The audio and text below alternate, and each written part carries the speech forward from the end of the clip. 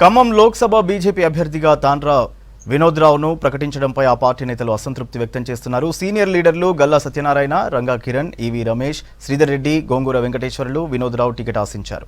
Ticket ఇస్తామన్న హామీతోనే మాజీ MLA Jalagam Venkatrao బీజేపీలో చేరారు. వీరందరినీ కాదని ఫిబ్రవరిలోనే పార్టీలో చేరిన వినోద్కు టికెట్ ఎందుకు ఇచ్చారని ప్రశ్నిస్తున్నారు బీజేపీ నేతలు.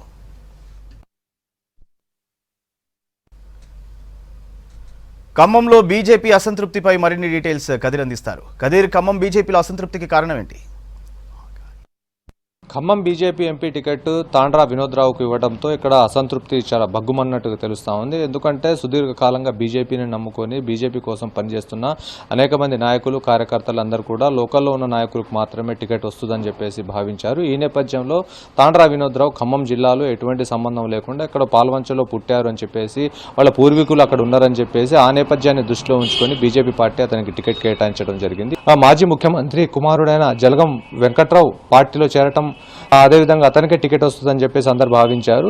ఆ నేపథ్యంలో అతనికి టికెట్ రాకపోవడంతో ఆయన కూడా అసంతృప్తితో ఉన్నారు. ఇప్పుడు జలగం వెంకట్రావు కూడా ఒక షాక్ తగిలినట్టయింది. ఖచ్చితంగా ఈసారి బీజేపీకి ఓటు బ్యాంకు ఇక్కడ టర్న్ అయ్యే అవకాశం ఉందని చెప్పేసి జలగం అభిమానులు, అదేవిధంగా బీజేపీ నుంచి కూడా కొంతమంది ఆశాభావం వ్యక్తం చేశారు. కానీ ఆ విధంగా జరగలేదు. ఆ జరగకపోవడంతో పాటుగా స్థానికంగా ఉన్న ఏ నాయకుడికి రాకుండా తాండ్రా వినోద్ రావుకు టికెట్ రావడంతో లోకల్లో ఉన్న జి వెంకటేశ్వర్లు, అదేవిధంగా మరికొంతమంది గల్లా సత్యనారాయణ జిల్లా అధ్యక్షుడిగా ఉన్నారు. అతను కూడా సుదీర్ఘకాలంగా దాదాపుగా ఒక 30 కేసులు అతనిపై ఉన్నాయి. అతనికి కూడా టికెట్ రాలేదు. అయితే ఢిల్లీ కేంద్రంగా ఇక్కడ లాబింగ్ నడిపిన నాయకులకు మాత్రమే టికెట్ వచ్చిందని చెప్పేసి స్థానికంగా ఉన్న నాయకత్వం అంతా కూడా భావిస్తూ ఉంది. అంతేకాకుండా కిసాన్ మోర్చా రాష్ట్ర నాయకుడిగా ఉన్న శ్రీధర్ రెడ్డి, కొండపల్లి శ్రీధర్ రెడ్డి కూడా టికెట్ వస్తుందని చెప్పేసి అందరు భావించారు. కానీ శ్రీధర్ రెడ్డి కూడా టికెట్ రాలేదు. అయితే సుదీర్ఘకాలంగా ఖమ్మం జిల్లా కేంద్రంగా ఖమ్మం జిల్లాలో పార్టీలో ఇక్కడ ఏమాత్రం ఓటు బ్యాంకు లేని చోట కూడా దాదాపుగా ఒక 1000-2000 ఓట్లు తీసుకొచ్చే స్థాయికి ఇక్కడ వాళ్ళు అందరూ కష్టపడితే ఆ పరిస్థితులు ఏర్పడ్డాయి. ఎప్పుడు పోటీ చేసినా కానీ ఏ నియోజకవర్గంలో దాదాపుగా 1000 నుంచి 2000 ఓట్లు మాత్రమే వస్తున్నాయి. అదేవిధంగా పార్లమెంటు పరిధిలో పోటీ చేసినట్లయితే 20,000 వరకు ఓట్లు వస్తున్నాయి.